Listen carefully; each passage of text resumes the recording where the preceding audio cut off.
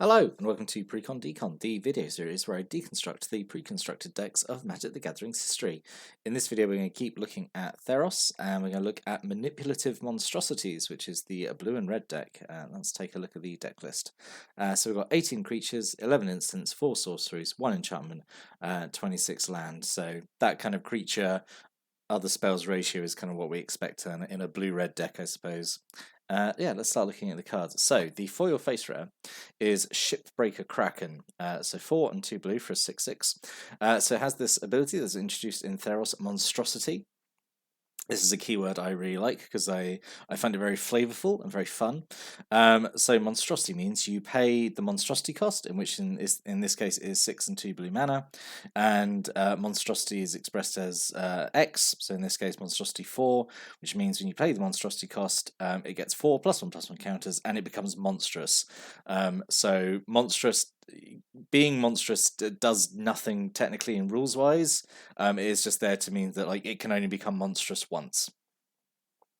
Doesn't become monstrous if you get +1/+1 counters on it in another way. Only becomes monstrous if you do the monstrosity ability. I've said monstrous and monstrosity so much now. So yeah. The way most of these monstrous creatures works is that they start off fairly decently costed. The monstrosity is really usually quite expensive, but then they say they get +1/+1 counters, and they usually get some other effect for becoming monstrous. So the Shipbreaker Kraken would go up to being a 10/10, which is pretty big.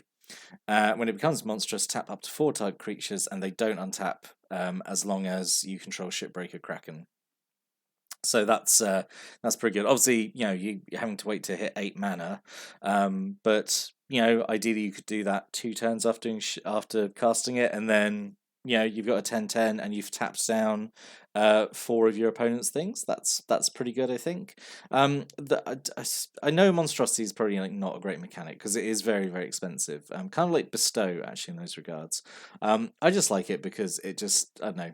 It tells a story, and I always like mechanics that tell a story, like Exalted. And it's just interesting to see Monstrosity. It's kind of set the blueprint for Renown, which I think is in Magic Origins, and Adapt, which was the Simic keyword the next time we go to Ravnica. So yeah, I just like Monstrosity. I think it's just a cool little keyword.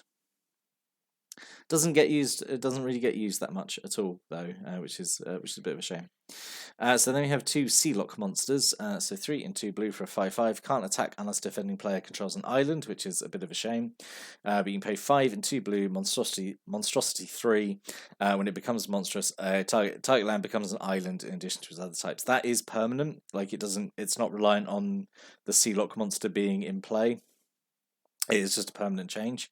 So again, you cast this maybe turn 5, and then turn 7 it goes monstrous, becomes an 8/8, and then it can attack. It's okay. It's okay. And then 2 Stone Shock Giants, 3 and 2 red for a 5/4. Monstrosity 3 for 6 and 2 red. When it becomes monstrous, creatures without flying your opponent's control can't block this turn. So this is a lot more expensive with the monstrosity because so you gotta wait essentially 3 turns maybe for this one, but then it goes up to being an 8/7, and then makes a bunch of stuff unblockable, so then it can swing. I guess that's okay as well. But the thing is, it's all very expensive, the monstrosity cost, which does kind of tend to set them back. But I suppose with monstrosity, I think the reason I like it as well, it just means that a creature scales up during the as the game goes on, essentially, because if we look at Ill-Tempered Cyclops, so 3 in a red for a 3/3 trample, which is honestly at common in red, that's absolutely fine because 3 in a red for a 3/3 is Hill Giant stats, so we're adding trample on top of that is okay. But late game 3/3 with trample isn't amazing, but it's got monstrosity 3, so late game it can go up to being a 6/6 trample, which is it makes a bigger impact later game. So I think that's why I kind of like monstrosity. It just means that they can have a big effect later in game. But yeah, ill-tempered Cyclops I think is pretty good as well. Like I say it's Hill Giant stats and it only gets counters. It doesn't do anything else when it becomes monstrous, but it just becomes bigger, which is fine. And 6 mana for that as well. But that's it. That's all the monstrous creatures in the deck. But there are a few more monstrous decks focusing on monstrosity as we go through Theros block. I think there's one per set. Anyway. So then we have 2 Crackling Tritons, 2 in a blue for a 2/3. 2 in a red, sacrifice it, does 2 damage to target creature or player. Yep, that's okay, perfectly fine. You're like 2 in a blue for a 2/3 that has a kind of expensive shock ability, but yeah, it's fine. If it's going to die anyway, sure, it's okay. Get a little bit of extra burn in there, it's okay. 2 Omen Speakers. This I think is actually pretty good. Really nice early game play. 1 in a blue for a 1/3 when it ends the battlefield. Scry 2. So briefly mentioned in the last video how Scry was back in Theros. It shows up a lot in blue and red. This is still kind of before like draft archetypes were a thing. But I would definitely say that like blue-red was really focused on being the scry, having a lot of things that interact with scry or have scry. So yeah, Omen Speaker is I think is a really good inclusion in this. Also, scry works out really well in this deck because obviously it's got quite high mana curve and like quite high mana investment to all these monstrosity costs. So it's nice to scry and maybe like find land if you need it, or late in the game when you've done all your monstrosity things, you can start getting your land out of the way. Yeah, and I think Scry works out pretty well in this deck. A single Burnished Heart, 3 mana for a 2/2 artifact creature. You can pay 3 and sacrifice it, search your library up to 2 basic land cards, put them onto the battlefield tapped, then shuffle your library.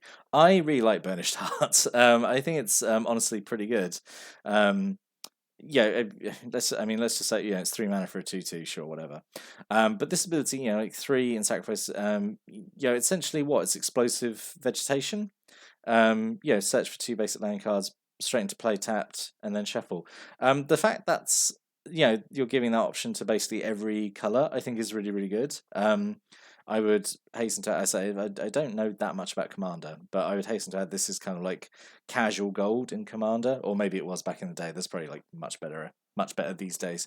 But I like Burnished Heart, and obviously it works really well in this deck, and it's really nice that blue-red, which doesn't traditionally have ramp options available, has this to get the extra lands out to do those monstrosity costs. So yeah, good inclusion, I think. 2 Archaeomancers, 2 and 2 blue for a 1/2. When it enters the battlefield, you get an instant or sorcery back to your hand from your graveyard. This is good. As we sort of saw from the deck list, there's quite a few instants and sorcery, so it's good to sort of get this and be able to double up on them. Yeah, it's good inclusion. Single Wall of Frost, 1 and 2 blue for a 0/7 defender. When it blocks a creature, that creature is untapped during its control's next untap step. Yep, this is a good early game blocker, maybe while you're waiting to draw your monstrous creatures or stalling out until you can make them monstrous. Yeah, I think this is good blocker. Like the Omen Speaker, good early game play to kind of stall out a little bit. Single Water Servant, 2 and 2 blue for 3/4, has 2 abilities where it can either increase its power or toughness, but reduce, or reduce the other one. It's alright, it's okay. And then 2 Coral Merfolk, because we are a Theros block introduction deck, so we must have some vanilla creatures, and so we're using Coral Merfolk for some reason, and not the one that was in Theros, which I think was Triton Stalker, something like that. But it's 1 bloomer for a 1/2 essentially. It's just boring, isn't it? It's just a 2/1 for anyway. Non-creature spells. So the other end of the deck is Curse of the Swine. So X and 2 blue, sorcery, exile X-type creatures for each creature exiled this way. Its controller creates a 2/2 green boar creature token. I really like blue polymorph like removal spells like this. I think they're always good. This I think is particularly good because it is essentially, if you pour enough mana into it, it's a board wipe. In a way, it's your opponent's still getting stuff. They're still getting creature tokens out of it, but you don't usually mind giving them 2/2. Vanilla 2/2s over what they originally had. That's the whole point of these like blue polymorph spells. I generally really like these, and I think they're I just think they're pretty good. So I think this is a solid rate. And again, it's a nice sort of stalling out while you're waiting to build up to your monstrous creatures. You can do Curse of the Swine, get rid of the biggest creatures your opponent's got, turn them into pigs, and then they're not really going to stand up to your big Cyclops and Krakens and stuff. So pretty cool. Single dissolve, 1 and 2 blue, counter-type spell, scry 1, so strictly better cancel. Yeah, this is good. Yeah, attacking scry 1 onto a spell honestly just does so much. Like it seems so innocent, but like it really does add up, I think, the having all these like little scry effects. Single Lost in a Labyrinth, single blue mana, give a creature -3/-0 on turn, scry 1. Yep, nice little combat trick. And yeah, the scry is also very welcome. 2 Griptides, 3 in a blue, instant speed, put target creature on top of its owner's library, so instant speed time ebb for 1 more. This is okay. It's nice to do this, middle of combat or opponent's end of the opponent's turn. Just so you're essentially locking them into it's a soft time walk effect, isn't it? Because then they draw the same thing next turn. They're not drawing a new card. So yeah, this is all right. Sea God's Revenge, so 5 in a blue, so very expensive. But as I said, we've got like some scry, we've got some ramp in here. Return up to 3 target creatures your opponents control to their owner's hand, scry 1. So 6 mana is expensive and at sorcery speed, but it is bouncing 3 creatures. Which, in the I think the Theros environment where you've got a lot of like kind of +1/+1 counters, you've got a lot of kind of auras floating around. You've got like maybe your opponent's also playing like creatures that have monstrous, so they've sunk a lot of mana to that. So be able to like bounce 3 things, I think can cause a lot of disruption, really big tempo swing, and attacking on scry 1 as well is also pretty good. It is just obviously very expensive though. But then you also have Disperse, which is just single bounce a single non-land permanent, which is okay. So actually quite a lot of bounce in this deck. Yeah, I mean I know 4 cards is maybe doesn't seem a lot, but like in terms of intro decks, there's actually quite a lot of bounce. And then we've got quite a bit of burn as well, which is interesting. So we've got 2 lightning strikes. So I think this was brand new in Theros actually. Yeah, replacing Searing Spear, which everyone has forgotten. Everyone forgets Searing Spear. Everyone's all about Lightning Strike, but Searing Spear was doing 3 damage to any target for 1 in a red before Lightning Strike. But yeah, obviously it's not as good as Lightning Bolt, but I think this is fair. I think this is like the right cost for this effect, honestly. 1 in a red and to do 3 damage. So yeah, this is setting the benchmark going forward. And yeah, it's just nice. There's 2 of them in here. Single Magma Jet. This is a really good reprint from Fifth Dawn, I want to say. So 1 in a red, instant speed, does 2 damage to target creature or player, and you scry 2, which is pretty good because a lot of the other effects in Theros are usually just scry 1, so getting the extra scry is pretty good. Yeah, and also it's obviously it's shock. This is pretty good. I really wish there'd been more than 1, but having just the 1 is still good. And then 2 Rage of Perforos, 4 in a red, sorcery speed, does 4 damage to target creature. It can't be regenerated, and you scry 1. Again, like kind of a bit expensive, but 4 damage is fairly chunky. Turning off regeneration can matter. Like we're at the sort of stage, I think, in the game where regeneration is slowly getting phased out. I don't think there's a lot of regeneration in Theros, honestly, but there's probably enough, I guess, for this to matter. And again, scry 1 is obviously really handy. Ordeal of Perforos, so 1 in a red aura goes on a creature. Whenever it attacks, put a +1/+1 counter on it. Then, if it has 3 or more +1/+1 counters on it, sacrifice Ordeal of Perforos. When you sacrifice Ordeal of Perforos, it does 3 damage to target creature or player. So, very roundabout way of doing Lightning Strike, I suppose, but it is also a way of buffing up a creature with +1/+1 counters. Talked a lot about these ordeals in the last deck I looked at, just because you had the Helios and Erebos ordeals in there. Just 2 shocks. Yep. So really quite a lot of burn here as well. With you got the lightning strikes, you got shocks, you got the Rage of Perforos, you got the magma jet, you got these shocks. You got a volcanic geyser as well, which is basically instant speed blaze. So really quite a lot of bounce and burn in this deck, which is it's good. It's giving me kind of old school Sparkler vibes, which is one of the very, very first decks I looked at all the way back in Stronghold, because it is just a lot of bounce and burn with kind of only a few creatures, I guess, to maybe close out the game there. And then we got 16 Irons and 10 Mountains. So yeah.